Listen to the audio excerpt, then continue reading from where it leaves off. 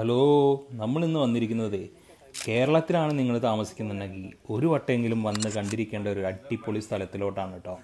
ഈ സ്ഥലത്തിൻ്റെ വിഷ്വൽസ് കാണുമ്പോൾ ഇപ്പം തന്നെ നിങ്ങൾക്ക് മനസ്സിലായിട്ടുണ്ടാവും ഇത് ഏതാ സ്ഥലമെന്ന്. സ്ഥലം ഏതാണെന്ന് നിങ്ങൾക്ക് മനസ്സിലായെങ്കിൽ ഇപ്പം തന്നെ ജസ്റ്റ് നമ്മളെ ഒന്ന് കമൻ്റ് ഇടുക കേട്ടോ. പിന്നെ വീഡിയോ കാണുന്ന പലരും നമ്മളെ ഫോളോ ചെയ്തിട്ടില്ല, ഒന്ന് ഫോളോ ചെയ്യുക. പിന്നെ നമ്മളെ വീഡിയോ ഒന്ന് ലൈക്ക് ചെയ്യുക കേട്ടോ. ഇന്ന് നമ്മുടെ യാത്ര പ്രകൃതിയുടെ ഒരു വിരുന്നിലേക്കാണ് കേട്ടോ. അപ്പോൾ വേറെ എവിടെയല്ല, കടലുണ്ടിയിലാണ് നമ്മളിന്ന് വന്നിരിക്കുന്നത്. കടലുണ്ടി ബേർഡ് സാഞ്ചുറി കേട്ടോ. അപ്പോൾ നമ്മളിന്ന് പോകുന്നത് ബോട്ടിലാണ്. ബോട്ടിന് 1000 രൂപയാണ് കേട്ടോ റേറ്റ് വരുന്നത്. അതൊരു ബോട്ടിൽ നമുക്കൊരു 6-7 പേർക്ക് പോവാം. ഞാൻ പോകുന്ന സമയത്ത് 2 കപ്പിൾസാണ് ബോട്ടിലുണ്ടായിരുന്നത്. ഒന്ന് കേരളത്തിലുള്ളവരും മറ്റൊരു ഗുജറാത്തിലുള്ളവരും കേട്ടോ. കടലുണ്ടിയും അറബിക്കടലും സംഗമിക്കുന്ന ഈ മനോഹര തീരം, അതാണ് കടലുണ്ടി പക്ഷി സങ്കേതം. കണ്ടൽക്കാടുകൾക്കിടയിലൂടെയുള്ള ബോട്ട് യാത്ര, അതാണ് ഇവിടുത്തെ മെയിൻ ഐറ്റം. കടലുണ്ടി പക്ഷി സങ്കേതം മലപ്പുറം ജില്ലയിലാണ് സ്ഥിതി ചെയ്യുന്നത്. കോഴിക്കോട് നിന്ന് ഏകദേശം 20 കിലോമീറ്റർ ദൂരമുണ്ട്. യാത്രയ്ക്ക് ഏകദേശം 30-40 മിനിറ്റ് വരെ സമയമെടുക്കും കേട്ടോ. ഇവിടെ എത്താൻ കടലുണ്ടി റെയിൽവേ സ്റ്റേഷൻ വരെ ട്രെയിനിൽ വരാം, അല്ലെങ്കിൽ നിങ്ങൾക്ക് ബൈക്കിലോ കാറിലോ വരാം കേട്ടോ. ഇവിടെ ഏകദേശം 100-ലധികം പക്ഷിവർഗ്ഗങ്ങൾ കാണാൻ സാധിക്കും, പ്രത്യേകിച്ച് മൈഗ്രേറ്ററി പക്ഷികൾ.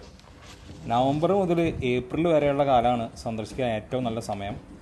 1000കണക്കിന് കിലോമീറ്ററൊക്കെ താണ്ടി സൈബീരിയൻ പക്ഷികളൊക്കെ ഇവിടെ എത്തണമെന്നുണ്ടെങ്കിൽ അത് ഇവിടുത്തെ മനോഹരമായ കാലാവസ്ഥ ആസ്വദിക്കാൻ വേണ്ടിയിട്ടാണ്. ഫ്ലവർ, സാൻഡ് പൈപ്പർ, അങ്ങനെ പല ടൈപ്പ് പക്ഷികളെ ഇവിടെ കാണാൻ സാധിക്കും. ഇവരൊക്കെ നമ്മൾ പോകുന്ന സമയത്ത് നമ്മുടെ ക്യാമറയിൽ കിട്ടുക പറഞ്ഞാൽ അത് കുറച്ച് പണിയുള്ളൊരു ഐറ്റമാണ് കേട്ടോ. ഞാൻ കുറേ നോക്കി, പക്ഷെ എനിക്ക് അധികമൊന്നും കാണാൻ സാധിച്ചില്ല. അതിനുശേഷം തന്നെ നമ്മളിതേ ഒരു ബ്രിഡ്ജൊക്കെ കടന്നിങ്ങനെ പോകുന്നുണ്ട് കേട്ടോ. ഇവിടെയാണ് കുറേ കാലം മുമ്പ് തീവണ്ടി അപകടം നടന്നത് തോന്നുന്നുണ്ട് കേട്ടോ. ഇത് അറിയുന്നവരുണ്ടെങ്കിൽ ജസ്റ്റ് ഒന്ന് കമൻറ്റ് ചെയ്യുക. അപ്പോൾ അത് കഴിഞ്ഞ് കിട്ടുന്ന ഒരു വ്യൂ അന്യായ വ്യൂ ആണ് കേട്ടോ.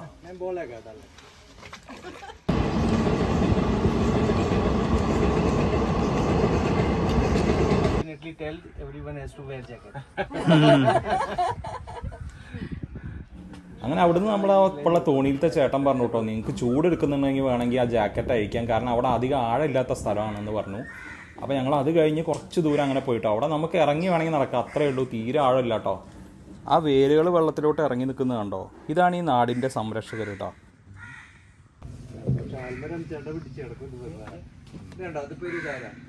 ഈ വേര് ഇങ്ങനെ താഴോട്ട് ഇതുപോലുള്ള ചെറിയ കഷ്ണം വേരുകളൊക്കെ പോയി ചളിയില്. അങ്ങനെ നമുക്ക് ഉള്ളിലോട്ട് പോയപ്പോൾ 1-2 പക്ഷികളൊക്കെ കാണാൻ സാധിച്ചു കേട്ടോ. ചെറിയ ചെറിയ പക്ഷികളെ കാണാൻ സാധിച്ചുള്ളൂ. പക്ഷികളൊക്കെ കാണാൻ കിട്ടുന്നത് നമ്മുടെ ഭാഗ്യം പോലെ ഉണ്ടാവും കേട്ടോ. എനിക്ക് കുറച്ചധികം കൊറ്റികളൊക്കെ കാണാൻ പറ്റി. പിന്നെ വേറെ ഏതോ ഒരു വെള്ള കളർ ഒരു പക്ഷിയൊക്കെ കണ്ടു, പിന്നെ ഒരു നീല ചെറിയൊരു പക്ഷിയെ കണ്ടു. പക്ഷികളുണ്ട് അതിനിടെ കൂടെ, പക്ഷെ നമുക്കതിനെ കണ്ടു കിട്ടാൻ കുറച്ച് ബുദ്ധിമുട്ടാണ് കേട്ടോ. നമ്മൾ ശ്രദ്ധിച്ച് നോക്കണം. അതിനുശേഷം ആളതിൻ്റെ ഉള്ളിൽ കൊണ്ടുപോയി നിർത്തി. നമുക്ക് അവിടെ നിന്ന് ഫോട്ടോ എടുക്കാം, വീഡിയോ എന്താ വേണമെങ്കിൽ എടുക്കാം. Now you are comfortable. Yeah. I'm sitting, I'm comfortable. Otherwise I'm scared that shake is there. Shivering.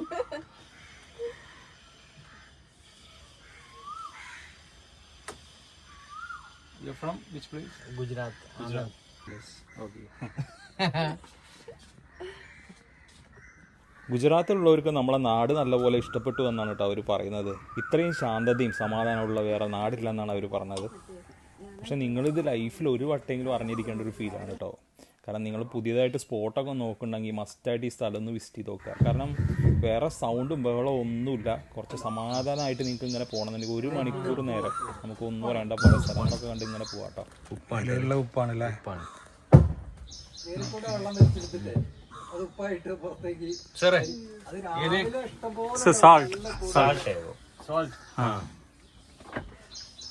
Root से पानी सूखे लीव से बाहर निकले. അത് വല്ലാത്തൊരു അനുഭവമായിട്ടോ. ഈ കാണുന്ന ഇലകളിലൊക്കെ ഉപ്പുണ്ട്. അതെന്താ വെച്ചാൽ വേര് വലിച്ചെടുത്ത് അത് ആ ഇലയിൽ വരുന്നു എന്നാണ് കേട്ടോ അവർ പറഞ്ഞത്. എത്ര വീടുണ്ട്? 150 വീടുണ്ട്. ഈ പാലാവൂലേ വീട്ടിലെ നടപ്പാലം, പഴയ നടപ്പാലാണ്. ഇപ്പൊ മെയിൻ്റെനൻസ് ചെയ്യാം. ഇപ്പോൾ വാഹന സൗകര്യമുള്ള പാലം. ഇതിനുള്ളിൽ കുറേ വീടുകളൊക്കെ ഉണ്ട് കേട്ടോ. അപ്പോൾ അതേ ഇവിടെ എന്തോ പണി നടന്നുകൊണ്ടിരിക്കുകയാണ് പാലത്തിൻ്റെ, നമ്മൾ പോണ വഴിക്ക്. അതിനിടെ കല്ലിൻ്റെ ഇടയിൽ കുറേ ഞണ്ടിനൊക്കെ കണ്ടു. അപ്പോൾ ഈ ഗുജറാത്തിലുള്ളവർ ഇതൊക്കെ നോക്കിയിരിക്കുന്നുണ്ടായിരുന്നു കേട്ടോ. അവർക്കൊക്കെ ഇതൊരു പുതിയ കാഴ്ചയാണ് ഞണ്ടിനെ കാണുന്നതൊക്കെ.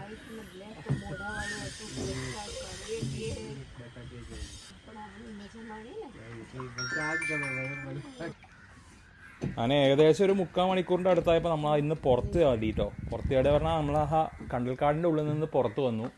അപ്പോൾ അതേ ഇങ്ങനെ ഒരു വ്യൂ ആണ് കേട്ടോ കിട്ടിയത്.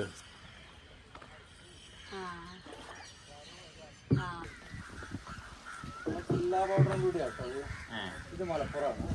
ഇത് നേരെ മുന്നിൽ കാണുന്നത് കോഴിക്കോടാണ്. അപ്പോൾ കോഴിക്കോട് നിന്ന് കയറി മലപ്പുറത്തേക്കാവും.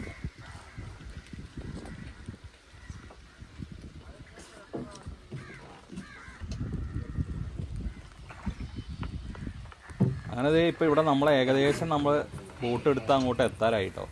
ഏകദേശം 1 മണിക്കൂറിൻ്റെ അടുത്തായി ഇപ്പം നമ്മളിതിൽ കയറിയിട്ട്. അപ്പോൾ ഇവിടുന്ന് ഇങ്ങനെ കാണുമ്പോഴൊരു വ്യൂ അസാധ്യ വ്യൂ കേട്ടോ. നമ്മൾ ഏകദേശം ഒരു ആലപ്പുഴയിലൊക്കെ പോയൊരു ഫീൽ കിട്ടും. ആലപ്പുഴ നമ്മൾ ഹൗസിംഗ് ബോട്ടിലൊക്കെ പോകുന്ന ഒരു ഫീൽ കിട്ടും കേട്ടോ. അങ്ങനെ നമ്മളെത്താറായി. അപ്പോൾ നിങ്ങൾ ഫാമിലിയൊക്കെ ആയിട്ട് വരികയാണെങ്കിൽ മസ്റ്റായിട്ട് വിസിറ്റ് ചെയ്യാൻ പറ്റിയൊരു അടിപൊളി സ്പോട്ടാണ് കേട്ടോ ഇത്. അത് ഈ ഒരു ബോട്ട് യാത്ര ഇത് വേറൊരു ഫീലാണ് കേട്ടോ. എനിക്ക് തോന്നുന്നില്ല കേരളത്തിൽ എവിടെയും ഇങ്ങനെ ഒരു കണ്ടൽക്കാടിൻ്റെ ഉള്ളിലൂടെയുള്ള ഒരു ബോട്ട് യാത്ര ഉണ്ടെന്ന് എനിക്കത് തോന്നുന്നില്ല കേട്ടോ. ഞാൻ ഇവിടെ മാത്രമേ എനിക്കുള്ളതായിട്ട് അറിയുള്ളൂ. നിങ്ങൾക്ക് അറിയുന്നുണ്ടെങ്കിൽ ജസ്റ്റ് ഒന്ന് കമൻറ്റ് ചെയ്യുക. പിന്നെ നമ്മൾ പോകുമ്പോൾ കണ്ടൊരു കാഴ്ചയാണ് കേട്ടോ ഇത്. കുറച്ച് പേര് നിന്ന് എന്തോ അവിടെ എടുക്കുന്നുണ്ടായിരുന്നു. അപ്പോൾ നമുക്ക് എന്താ മനസ്സിലായില്ല. അപ്പോൾ ആള് പറഞ്ഞതാണ് നമ്മളെ ഈ കല്ലുമ്മക്കായ അതൊക്കെ ഇല്ലേ, അതൊക്കെ ഇവരിങ്ങനെയാണ് എടുക്കുന്നതെന്നാണ് പറഞ്ഞത്.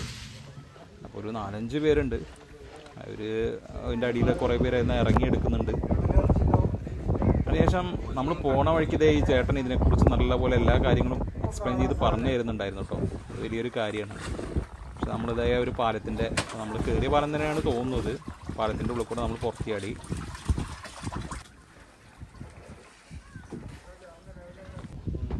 നമുക്കിപ്പോൾ നമ്മൾ കയറിയ ഭാഗങ്ങളൊക്കെ കാണാനുണ്ട് കേട്ടോ. കുറേ ബോട്ടൊക്കെ നിർത്തിയിട്ട് നമ്മളെ സ്റ്റാർട്ട് ചെയ്തത് ഇവിടുന്നാണ്. അപ്പോൾ ഇതേ നമ്മളെ ബോട്ടും ആ ബോട്ട് പാർക്ക് ചെയ്യുന്ന സ്ഥലം ഒക്കെ കാണുന്നുണ്ട് കേട്ടോ. ഒരു ചേട്ടൻ തോണിയൊക്കെ തുഴഞ്ഞു പോകുന്നുണ്ട്. ചേട്ടൻ മീൻ പിടിക്കുകയാണ് തോന്നുന്നു കേട്ടോ. ഇങ്ങനെ കുറേ ആളുകളുണ്ട് കേട്ടോ, ചെറിയ തോണിയൊക്കെ വെച്ചിട്ട് അവർ അന്നന്നത്തെ പരിപാടിക്ക് വേണ്ടിയിട്ട് മീനൊക്കെ പിടിച്ച് നടക്കുന്നവരൊക്കെ. പിന്നെ അവരുടെ ലൈഫ് അതായിരിക്കും, ഒരു സമാധാനമുള്ളൊരു ലൈഫായിരിക്കും കേട്ടോ അതൊക്കെ. അങ്ങനെ നമ്മളിതേ തിരിച്ചെത്തിയിട്ടോ. ഏകദേശം 1 മണിക്കൂർ എടുത്ത് നമ്മൾ തിരിച്ചെത്തി. നമ്മൾ എന്ത് പറഞ്ഞാലും കേരള എന്ന് പറഞ്ഞാൽ ഹോസ്പിറ്റാലിറ്റിയിൽ വേറെ ലെവലാണ് കേട്ടോ. അതിപ്പോൾ പുറത്തുനിന്ന് ഒരാൾ വന്നാലും ചിന്തിക്കാവൂ എത്രയും കെയറിങ് ആണ് നമ്മുടെ നാട്ടുകാരെന്നൊക്കെയാണ്. അപ്പോൾ ഇവരും ഈ ഗുജറാത്തുകാരും അങ്ങനെയാണ് കേട്ടോ പറഞ്ഞത്. ഇവർക്ക് നല്ലപോലെ പറ്റിയെന്നാണ് പറഞ്ഞത്.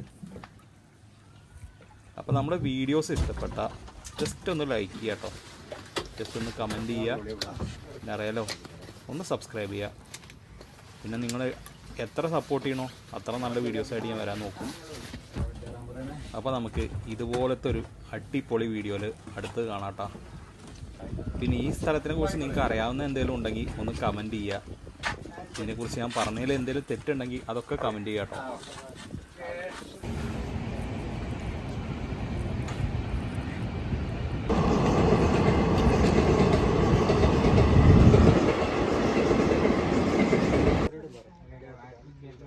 सर आप जैकेट खोल कर रख दी.